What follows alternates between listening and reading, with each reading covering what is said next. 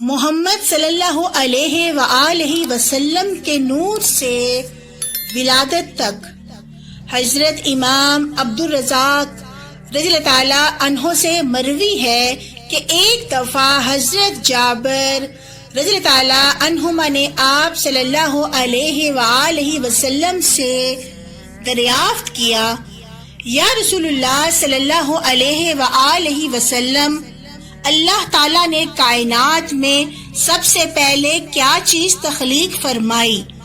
نبی کریم صلی اللہ علیہ وآلہ وسلم نے جواب دیا، اے جابر، پروردگار نے سب سے پہلے تیرے نبی کا نور پیدا کیا،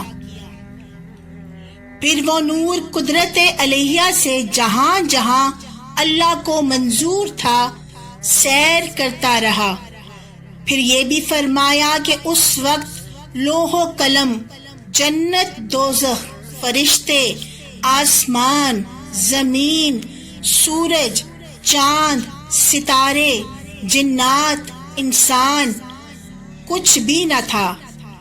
اسی طرح امام قسطلانی سے روایت ہے کہ اللہ تعالیٰ نے نور محمدی کو حکم فرمایا کہ انوار انبیاء پر توجہ کرے، تو اس نور نے ان سب انوار کو ڈھانپ لیا۔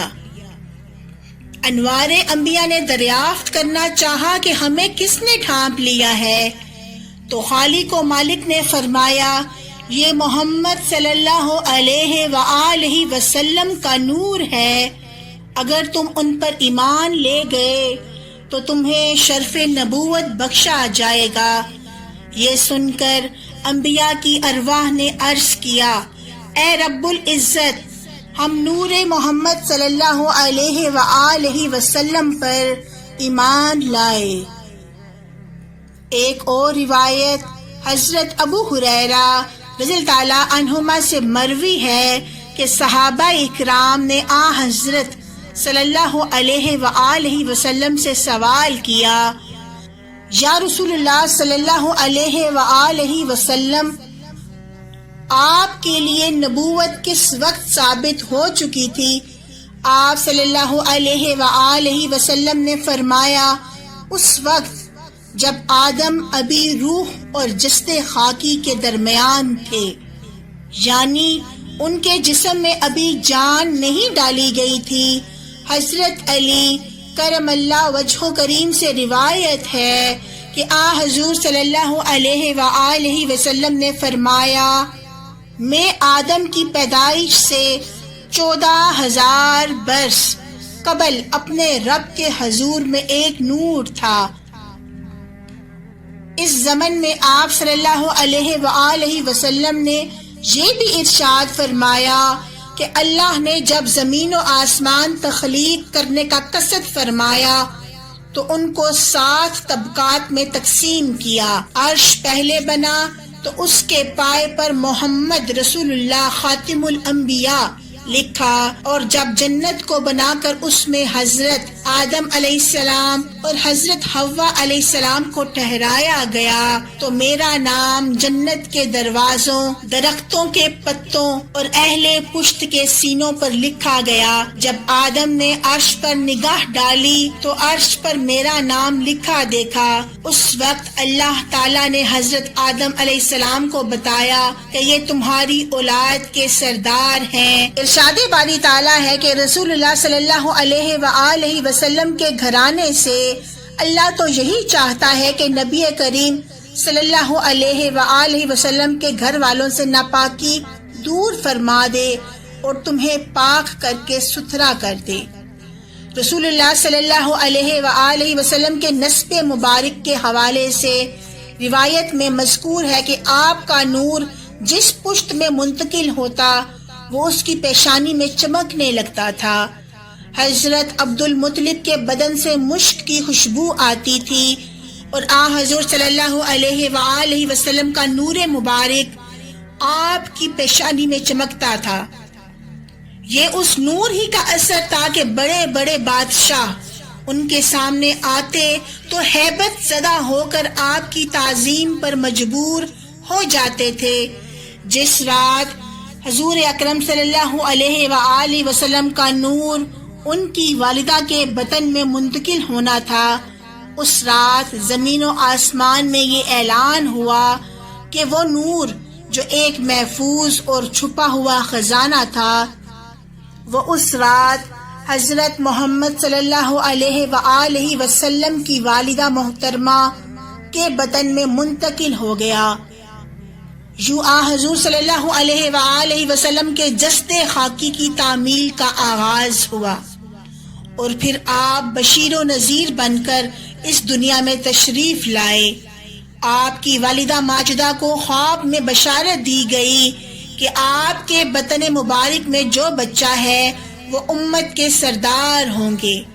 ایک اور روایت کے مطابق خیر العالمین اور پوری انسانیت کے سردار بھی بتایا گیا تھا۔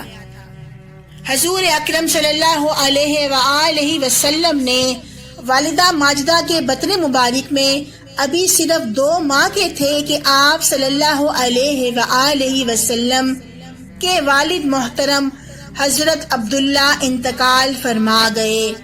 جب آپ صلی اللہ علیہ وآلہ وسلم کی ولادت مقدس کی گھڑی قریب آئی تو حضرت آمنہ نے یوں محسوس کیا جیسے کسی سفید پرندے کے روشن پر نے ان کے دل پر مسح کیا ہو۔ پھر جنت کا مشروب پلایا گیا، چند دراز قد اور لمبی عورتوں کو دیکھا۔ فرعون کی بیوی جو حضرت موسیٰ علیہ السلام پر ایمان لے آئی تھی، حضرت آسیہ اور حضرت مریم بنت عمران علیہ السلام تھیں، ان کے ساتھ جنت کی حوریں بھی تھیں۔ پھر ایک نور نے مشرق و مغرب کی ہر شے کو روشن کر دیا تھا۔ آپ صلی اللہ علیہ وآلہ وسلم جب ماں کے بطن مبارک سے باہر تشریف لائے تو پورا گھر پر نور ہو گیا تھا۔ آپ صلی اللہ علیہ وآلہ وسلم مسکرا رہے تھے۔ آپ صلی اللہ علیہ وآلہ وسلم سجدے میں گر گئے، گریہ ازاری کے بعد اپنی انگلی آسمان کی طرف اٹھا رکھی تھی، جیسے خدائے واحدہ لا شریک کی گواہی دے رہے ہوں۔ آپ صلی اللہ علیہ وآلہ وسلم کے جسم مبارک سے کستوری کی خوشبو پھوٹ رہی تھی۔ آپ صلی اللہ علیہ وآلہ وسلم کی ولادت مبارک پر ارد گرد بے شمار ایسے واقعات پیش آئے جنہیں لوگوں نے کھلی آنکھوں سے دیکھا۔ ایک یہودی مکہ میں کسی کام سے آیا ہوا تھا، اس نے اس شب کے حوالے سے اہل قریش سے کہا کہ آج کی رات اس امت کا نبی پیدا ہونا تھا جس کے دونوں شانوں کے درمیان ایک نشانی مہر نبوت ہے، اور وہ آج رات پیدا ہو چکا ہے۔ قریش نے پتہ چلایا تو معلوم ہوا کہ حضرت عبداللہ بن عبد المطلب کے ہاں بیٹا پیدا ہوا ہے۔ وہ یہودی آپ علیہ السلام کی والدہ ماجدہ کی خدمت میں حاضر ہوا اور نومولود کے دونوں شانوں کے درمیان مہر نبوت دیکھ کر بے ہوش ہو گیا۔ جب ہوش میں آیا تو کہا، بنی اسرائیل سے نبوت رخصت ہو گئی ہے۔ اے اہل قریش سن لو، یہ تم پر ایسا غلبہ حاصل کرے گا کہ مشرق مغرب تک یہ خبر پھیلے گی۔ حضرت عبد المطلب بھی اس وقت خانہ کعبہ کا طواف کر رہے تھے۔ انہوں نے دیکھا کہ خانہ کعبہ کا سارا صحن روشن ہو گیا ہے اور چند بت منہ کے بل گر پڑے۔ وہ سمجھ گئے تھے کہ حضرت محمد صلی اللہ علیہ وآلہ وسلم اس دنیا میں تشریف لے آئے ہیں۔ ابو لہب نے اپنی باندی صوبیہ کی زبانی جب آپ صلی اللہ علیہ وآلہ وسلم کی ولادت کی خبر سنی تو اپنی شہادت کی انگلی اور درمیانی انگلی سے اشارہ کر کے اس باندی کو آزاد کر دیا تھا۔ ابو لہب کے مرنے کے بعد حضرت عباس رضی اللہ تعالیٰ عنہما نے خواب میں ابو لہب کو دیکھا کہ وہ سخت عذاب میں ہے، لیکن پیر کی رات کو جو آپ صلی اللہ علیہ وآلہ وسلم کی ولادت کی رات تھی اس کے عذاب میں کمی آ جاتی تھی۔ وہ 2 انگلیاں جن کے اشارے سے اس نے اپنی باندی صوبیہ کو آزاد کیا تھا ان میں سے پانی نکلتا تھا، جسے پی کر ابو لہب اپنی پیاس بجھا لیتا تھا۔ آپ صلی اللہ علیہ وآلہ وسلم کی تاریخ پیدائش 12 ربیع الاول بروز پیر بمطابق 22 اپریل 571 ہجری بعد طلوع صبح صادق اور طلوع آفتاب سے قبل ہے۔ رسول کریم صلی اللہ علیہ وآلہ وسلم کا حلیہ مبارک کچھ اس طرح سے ہے۔ آپ صلی اللہ علیہ وآلہ وسلم زیادہ لمبے تھے، نہ زیادہ چھوٹے قد کے، بلکہ آپ درمیانی قد و قامت کے تھے۔ گیسو مبارک نہ گھنگریالے نہ بالکل سیدھے، بلکہ معمولی سے گھنگریالے تھے، جس میں پاک میں موٹاپا نہیں تھا۔ چہرہ انور بالکل گول نہیں تھا، بلکہ اس میں معمولی سی گولائی تھی۔ رنگ چمکدار سرخی مائل تھا۔ آنکھیں سیاہ اور پلکیں لمبی تھیں۔ دونوں شانوں کے درمیان والی جگہوں پر گوشت تھا۔ آپ صلی اللہ علیہ وآلہ وسلم کے بدن اقدس پر زیادہ بال نہ تھے۔ سینہ مبارک سے ناف مبارک تک بالوں کی ایک پتلی سی لکیر تھی۔ ہاتھ پاؤں پر گوشت تھا۔ چلتے وقت پاؤں کو قوت کے ساتھ اٹھاتے تھے، ایسا لگتا تھا جیسے بلندی سے نیچے اتر رہے ہیں۔ دونوں شانوں کے درمیان مہر نبوت تھی۔